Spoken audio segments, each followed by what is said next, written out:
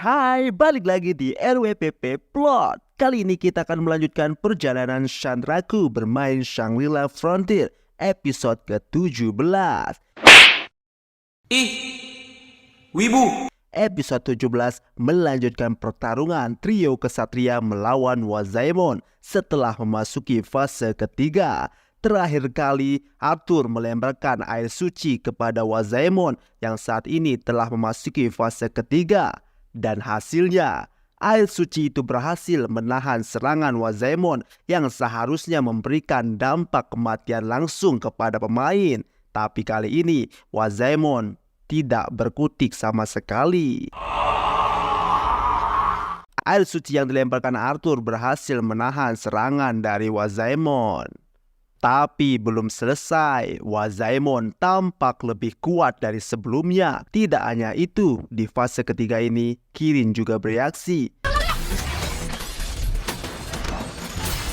Ya, Kirin berubah menjadi sebuah robot. Tak disangka, itulah perubahan fase ketiga dari Kirin. Melihat perubahan Kirin, trio kesatria menjadi kaget tak percaya, apalagi Oikazo.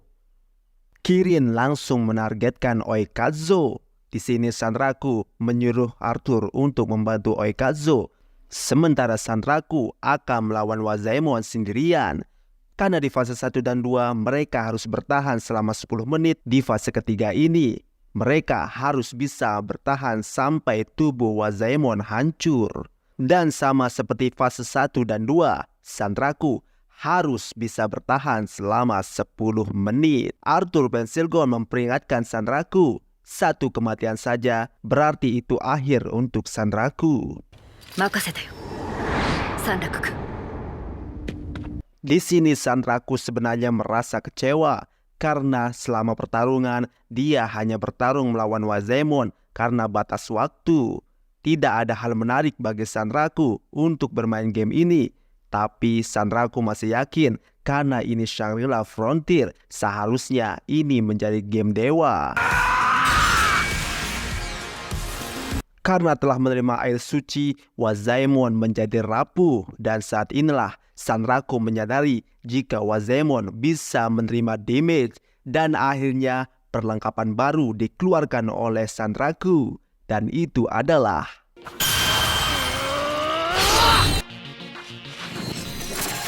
helm perang bertanduk. Tidak hanya itu, Sanraku juga akhirnya menggunakan belati bulan terang dan redup.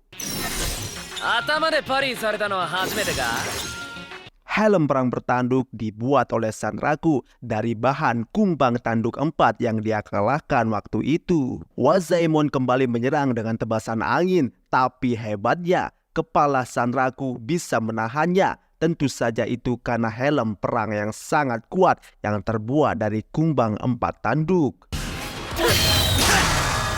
Dengan memanfaatkan kerasnya helm perang bertanduk, Sanraku bisa leluasa menggunakan belati bulan redup dan terang untuk menyerang, dan critical damage diterima oleh Wazaemon.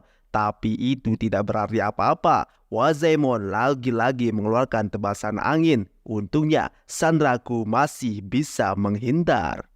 Wazaemon lalu kembali menyerang menuju arah Sanraku. Sanraku langsung mengeluarkan skill yang bernama Vorpal Blade Tech Refleksi Bulan, di mana serangan Sanraku langsung mengarah ke belakang Wazaemon dan mengenainya. Wazaemon kembali menggunakan tebasan angin. Sanraku bisa menghindar. Sanraku langsung maju karena terbukanya pergerakan dari Wazaemon. Sanraku mengatakan jika refleksi bulan hanya gertakan dan serangan sesungguhnya adalah Assassin Fierce. Dan Wazaemon kembali terkena serangan Sanraku. Tak sempat beristirahat, Sanraku kembali menyerang dengan Drill Pierce.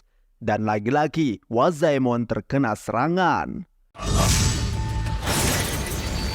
Dan serangan-serangan Sanraku tersebut membuat Wazaemon akhirnya berlutut. Di sini Sanraku menertawakan Wazaemon karena Sanraku berpikir Wazaemon telah kalah. Tapi tak semudah itu Verguso karena Wazaemon masih terlalu kuat untuk dikalahkan. Sementara di sisi lain, Arthur Pensilgon dan Oikazo sedang berusaha menghadapi Kirin yang sudah memasuki fase ketiganya. Sungguh, Kirin ini sangat kuat saat memasuki fase ketiga ini.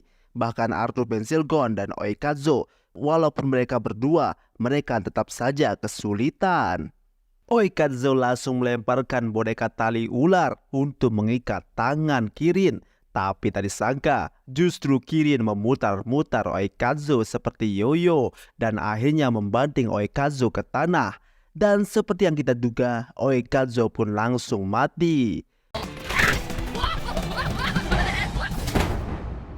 Tapi untungnya Arthur Pensilgon masih mempunyai item kebangkitan dan itu langsung dilemparkan ke arah Oikazo, membuat Oikazo bangkit kembali. Sementara Kirin sedang mengejar Arthur Pensilgon, Oikazo diberikan sebuah item oleh Arthur Pensilgon yang bernama item Evil Force, yaitu berbentuk sebuah biji, di mana item ini bisa meningkatkan statistik pengguna selama 15 menit. Itu akan memberi kemampuan yang setara dengan level 99 atau lebih. Oikazo lalu bilang, kenapa tidak mengeluarkannya dari awal? Lalu Arthur Pensilgon mengatakan, jika penggunaan item ini mempunyai resiko yang sangat luar biasa, yaitu bisa mendapatkan hukuman yang cukup menyebalkan. Tanpa basa-basi, Oikazo langsung memakan Evil Force bahkan sebelum Arthur Pensilgon menyelesaikan penjelasannya. Tiba-tiba, penglihatan dari Oikazo berubah menjadi seperti foto negatif.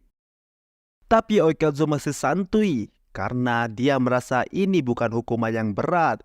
Tapi Arthur Pensilgon mengatakan jika itu bukanlah hukuman yang sebenarnya, tapi masih ada hukuman yang lebih buruk, yaitu setiap 30 detik, level pengguna akan berkurang 1. Ini tentu saja membuat Oikazo langsung shock terkejut karena levelnya akan terus turun selama 15 menit penggunaan. Oikazo mulai kesal dan bertekad mengalahkan Kirin secepat mungkin. Lalu Oikazo mengeluarkan tinju merah, tinju hitam, lalu menggabungkannya dan jadilah combo tinju roh api merah. Dan Oikazo langsung melakukan serangan dengan skill Dual Impact, di mana dengan tinju kanannya Oikazo bisa membuat segel berbentuk salib, lalu dia akan memukulnya dengan pukulan lurus ke kanan. Dan itu berhasil membuat robot Kirin linglung dan hampir terjatuh. Dan disinilah peran dari Arthur Pensilgon. Sekarang Arthur Pensilgon bersiap untuk menusuk lututnya sampai hancur. Tapi setelah semua serangan itu, Kirin hanya linglung sebentar dan masih bisa bertahan. Kirin langsung menembakkan plasma energi ke arah Arthur Pensilgon. Akibatnya, Arthur kehilangan tangan kanannya. Dan Kirin kembali bangkit. Kedua kesatria kita masih harus berusaha lebih keras lagi. Di sini Oikazo melihat sebuah peluang, di mana armor di bagian perut lebih tebal dari armor lainnya. Dan Oikazo berpikir jika kelemahan dari Kirin ada di perutnya. Tapi masalahnya, bagaimana cara membukanya?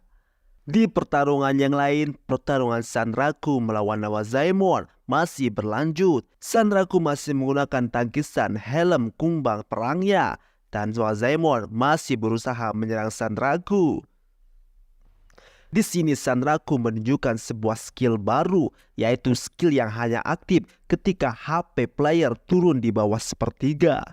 Dan skill itu bernama Climax Boost, di mana selama 5 menit setelah aktivasi, skill ini bisa meningkatkan statistik sebanding dengan kesenjangan level antara lawan. Tak hanya Climax Boost, Sanraku juga punya skill Hunger Wolf. Ini berlaku selama 5 menit, tapi sebagai gantinya, ini juga menguras stamina dan semacamnya. Tapi di sisi lain, ini juga meningkatkan kekuatan, kelincahan, dan vitalitas. Saat Nawazaemon bersiap menggunakan tebasan angin untuk menyerang Sanraku, Sanraku juga sudah bersiap menggunakan Perfect Fairy untuk menangkis. Dan entah apa yang terjadi, serangan Nawazaemon berhenti. Sanraku menjadi bingung dan langsung mundur. Rupanya, Wazaemon melihat ID yang digantung di leher Sanraku. Yap, ID itu merupakan sebuah ID yang dikenal oleh Wazaemon. Wazaemon menyebutnya sebagai Alice. Menjadi pertanyaan, siapakah Alice itu? Apakah Alice itu adalah Vash?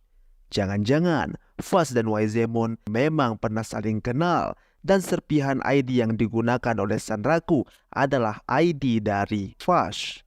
Menarik untuk kita nantikan.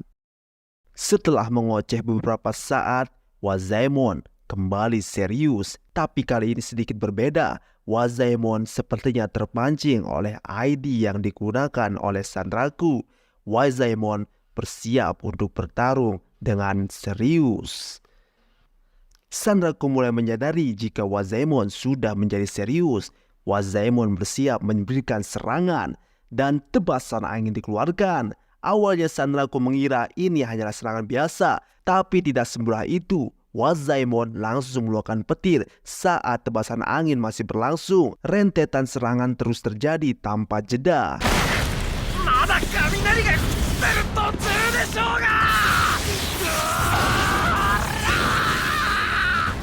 Dengan serangan beruntut seperti ini, Sanraku menjadi terpojok. Tapi tetap saja, namanya juga Sanraku, dia masih bisa bertahan dalam keadaan seperti ini. Tak sampai di situ, Wazaemon kemudian mengeluarkan jurus baru, yaitu skill sebuah ular api yang keluar dari tanah yang mengejar Sanraku.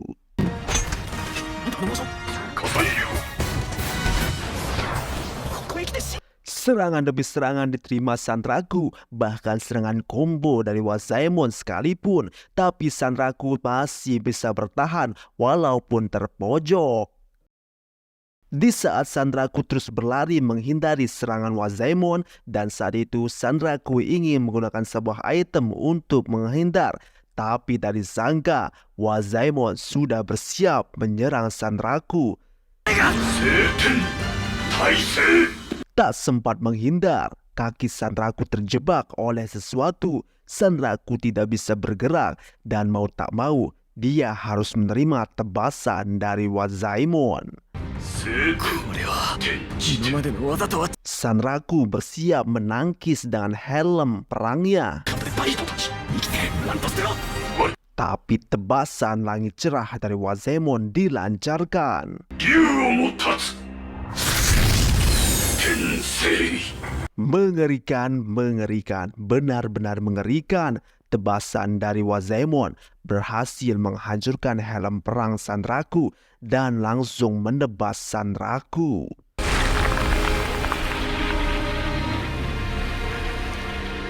Oikazo yang melihat itu bersiap melemparkan item kebangkitan, tapi ditahan oleh Arthur Pensilgon. Dan kita diperlihatkan item kehidupan yang berada di atas Sanraku. Dan episode ke-17 pun berakhir sampai di sini. Semakin menarik pertarungan Sanraku melawan Wazaemon. Bagaimana kelanjutannya? Jangan lupa like, comment, dan subscribe untuk mendapatkan update cerita dari Shangri-La Frontier.